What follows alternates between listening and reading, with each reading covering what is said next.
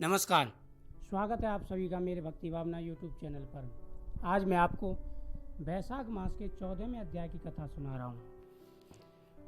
सुतदेव ऋषि कहने लगे कि हे राजन, इस प्रकार से जब हेमकांत के अंतिम समय निकट आया तो यमदूत उसे डराने लगे।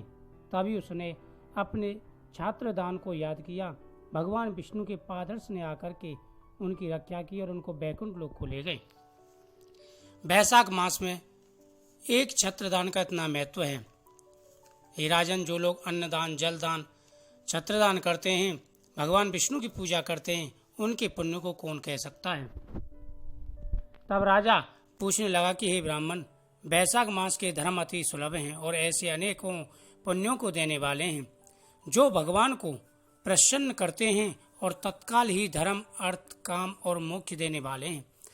परंतु ऐसे वेदानुकूल धर्म भी संसार में ज्ञात नहीं है। अनेक प्रकार के राजसी धर्म और तामसी धर्म ही इस संसार में विख्यात हैं। इसका क्या कारण है। श्रुतदेव कहने लगे कि हे राजन, संसार में भोगों की इच्छा करने वाले मनुष्य अधिक संख्या में हैं।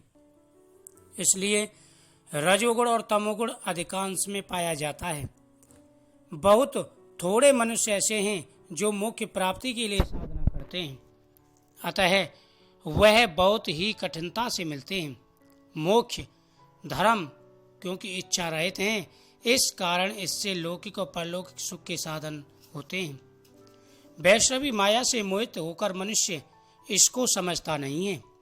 जैसे आधिपत्य के प्राप्त होने पर मनुष्य के मनोरथ पूरे होते हैं, परंतु वैशाख मास के सब धर्म सात्विक के लिए कहे गए हैं और यही सतोगुणियों का धर्म है।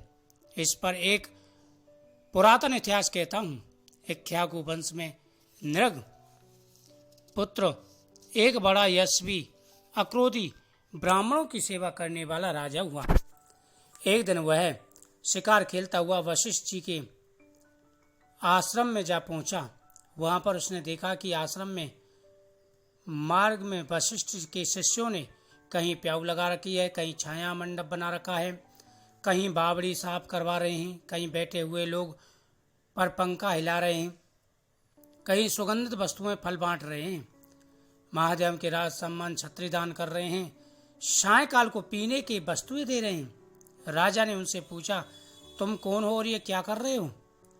उन्होंने उत्तर दिया कि हम महर्षि वशिष्ठ के शिष्य हैं और उन्हीं की आज्ञा से वैशाख मास के धर्मों का पालन कर रहे हैं। राजा ने फिर पूछा कि इन धर्मों को करने से क्या फल मिलता है और इसके देवता कौन हैं।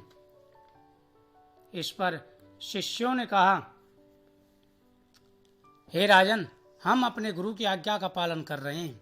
हाँ, हमको बताने का अवकाश नहीं है, अतः आप हमारे गुरुदेव से जाकर के पूछिए। शिष्यों की बात सुनकर के वह महायशस्वी राजा संपूर्ण धर्मों के तत्वों को जानने वाले श्री वशिष्ठ जी के आश्रम की तरफ चल दिए। उनका आश्रम विद्या और योग का स्थान था। राजा को अपने आश्रम में आया देखकर ऋषि ने अत्यंत प्रसन्नचित होकर साथियों के साथ राजा का आदर सत्कार किया। राजा बड़ी प्रसन्नता और नम्रता पूर्वक बैठकर गुरुजी से पूछने लगा कि गुरुदेव, मैं आखेट से थककर आपके आश्रम की तरफ आ गया था, तो मैंने आपके शिष्यों को बहुत से धर्म कार्यों को करते हुए देखा। इसलिए महाराज, मेरे मन में बड़ी उत्कंठा उत्पन्न हो रही है कि यह सब धर्म कार्य करने से क्या फल उत्पन्न होता है। वशिष्ठ जी कहने लगे कि जो सब धर्मों को छोड़कर विषयासक्त हो जाता है, वह भी यदि प्रातःकाल वैशाख का स्नान करके करे तो भगवान का प्रिय हो जाता है। जिसने धर्म और सब कार्य संगोपांग किए हों किंतु वैशाख का आदर न किया हो तो भगवान उससे दूर रहते हैं। जिसने वैशाख मास का पालन किया है वह धन्य है, और जो वैशाख मास बिना दान तथा अन्न के खो देता है वह नरक में जाता है। वैशाख मास में जिसने विधिवत भगवान की आराधना की, भगवान उसी से प्रसन्न होते हैं और उसी की मनोकामना पूरी करते हैं। जो भक्ति और श्रद्धा से भगवान का थोड़ा भी पूजन करता है वह उसी से प्रसन्न हो जाते हैं। अधिक धन अथवा अधिक परिश्रम वह नहीं देखते। वैशाख मास के धर्म अति सुगम तथा भगवान को प्रसन्न करने वाले हैं, इसलिए उनमें श्रम ज्यादा नहीं लगता और ज्यादा धन भी खर्च नहीं होता। इसलिए जो वैशाख के धर्मों को नहीं करता वह अश्वमेध दंडनीय है। इस प्रकार ऋषि ने राजा को सब शास्त्रोक्त वैशाख धर्म समझाए। तब राजा सब धर्मों को सुनकर के तथा यथोचित गुरु जी की पूजा करके अपने घर चला गया और घर पहुंचकर वैशाख मास के सभी धर्मों का पालन करने लगा। राजा ने घर पहुंच करके वैशाख मास में अन्न, जल आदि की व्यवस्था कराई और भगवान विष्णु की पूजा करने लगा। उससे ज्ञान हो गया कि वैशाख मास में भगवान की पूजा करने का क्या फल होता है। जो लोग वैशाख मास में भगवान ऋषिकेश की पूजा करते हैं उनकी समस्त मनोकामनाएं पूरी हो जाती हैं। पुत्र, धन, सुख, समृद्धि हर चीज की प्राप्ति होती है। बोल वैशाख मातम की जय।